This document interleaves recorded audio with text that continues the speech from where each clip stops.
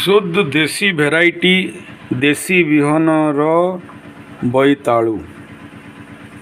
ये ऐसा मक्खन जो शुद्ध देसी वैरायटी का है और इसका बिहन, इसका बीज का उत्पादन और अगला बीजों को लगाने का कार्य।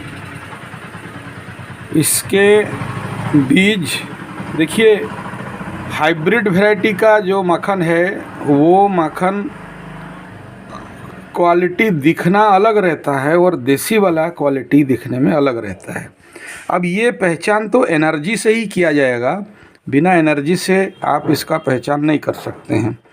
जनरली एक जो हाइब्रिड वैरायटीज़ का मक्खन रहता है उसका वो दिखाई देगा बहुत ब्यूटीफुल, लेकिन वो एनर्जेटिक नहीं रहेगा। अगर एनर्जी का पहचान करना है तो आप इससे अनुभव कर सकते हैं कि देसी वैरायटी का माखन क्या होता है और जर्सी या फ्रिजियन या बॉयलर या हाइब्रिड जीएम वाला जो माखन है वो क्या होता है।